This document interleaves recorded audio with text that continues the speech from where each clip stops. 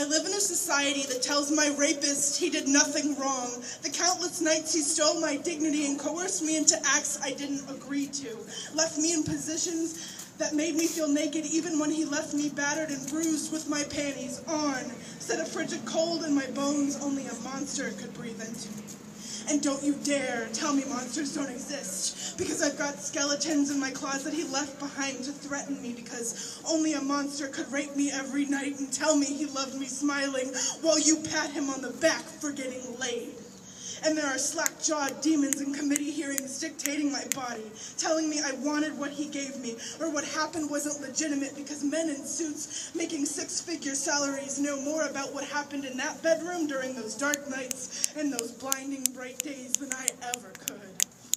And they deign to tell me that what happened was for a reason, and everything I've been through that hasn't killed me should make me stronger. Because they don't see me at 4 in the morning when I wake up in cold sweat screaming.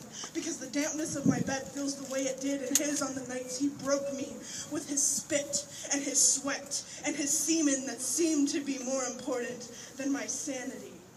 Because they aren't the ones holding me when I find myself in bed with my partner hyperventilating because scenes from before stick behind my eyelids and passion is too close to terror sometimes. Sometimes, trembling with need at the hands of someone I trust is too reminiscent of the way he touched me, forcing me to remember all the ways he used me, left bruises on my neck and in places people couldn't see, some to mark his territory and the others to remind me I wasn't my own. And I'm tired of this legislature passing laws to enforce the idea that because I have a vulva, I am worth my ability to push a baby between my legs and no more. Tired of the idea that a mass of cells resembling the last muddy slip of your no-foam caramel macchiato can mean more to these men than my own humanity. I dare you, legislators.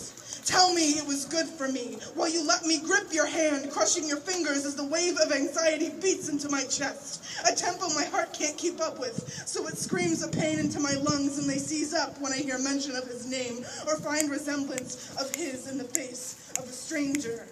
Tell me it happened for a reason, while you pay for my ambulance ride to the emergency room because I'd rather hang from a rope in my bedroom than remember how his fingers felt beneath my skin. Tell me it was my fault when you walk me into the drugstore and steer me to the family planning aisle to buy a pregnancy test because I'm 3 weeks past due my cycle and he told me he'd beat the baby out of me if I decided to keep it. I dare you to tell me I am wrong, that I am less important than your arbitrary faith and your moral beliefs when you'd rather legislate my bodily autonomy than prevent a man from raping me. And I'll remind you, I hold the ticket to your authority, and I won't let you legislate my sanity any longer. I won't stop fighting until the war is over. So listen up, Senator. I won't be quiet any longer.